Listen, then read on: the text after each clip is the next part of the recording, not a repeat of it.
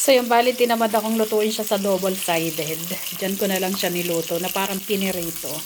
Dapat ang luto dito yung parang grill style, parang inihaw sa double-sided para steam na steam para tong lutong-luto yung kanyang loob. So ganyan na lang ang ginawa ko. Yan, laki din ng isdang yun. 79 pesos lang. Takpan natin para medyo parang ma-steam yung luto niya sa loob. Hi guys, luto tayo ng hapunan. Dinner namin ni Soy. Ito, meron tayo ditong isang bangus. 79 pesos. Good for sa aming mag-ina. May bawang tayo dyang niyad-yad. Tapos lagay tayo ng mantika. Magic sarap na pinasarap. Lagay tayo ng turmeric powder. Lagay tayo ng paprika powder. Paprika powder na sweet paprika. May paprika powder na manghang. Ito ay sweet paprika. Tapos lagay tayo ng chili flakes. Dahil paborito namin ng mahanghang ni Soy, lagay tayo chili flakes. Wow! Lagay tayo ng masala. Ito yung ginagamit pag nagbe-biryani. Opa. Lulutuin mo yun? Yes, pang ulam na to. Marunong ka magluto nan? Yes, of course. Sure ka? Minta. Minta yan. Lagay tayo ng konting salt.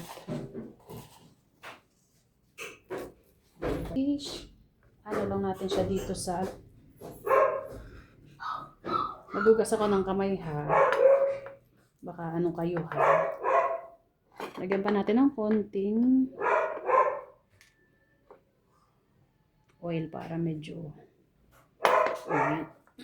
Ito ang imamarinate natin sa ating masarap na bangus. Masarap din to sa tilapia. Yan. Yan. Pwede na natin itong ilamos sa ating bangus. Ginaya ka na ganyan ng bangus.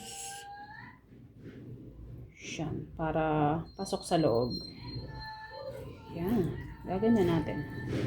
Tapos lulutuin natin siya sa double-sided fan. Ay, marami pala yung tinimpla ko.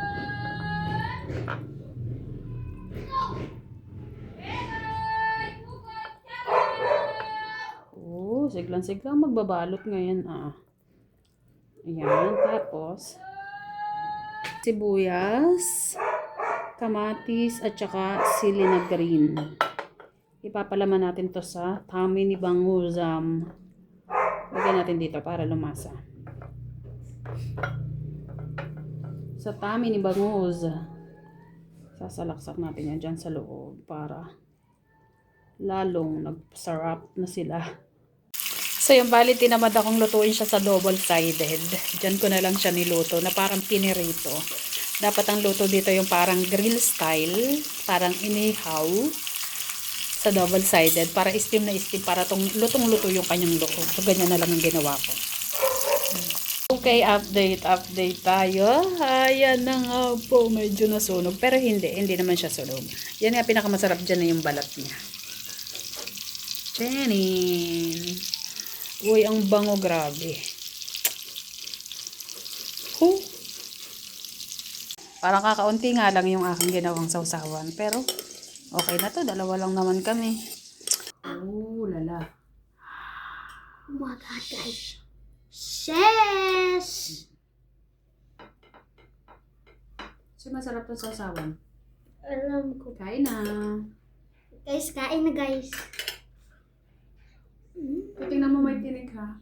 Kaya pahiga-higa yung gayat ko para magayat din yung tinik.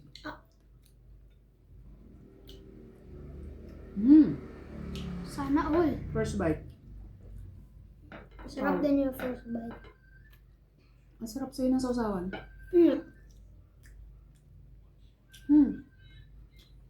Sarap.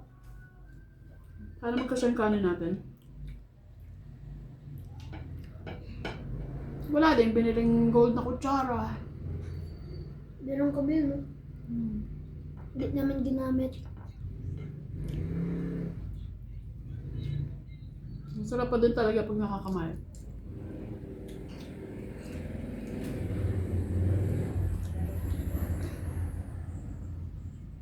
Sarap.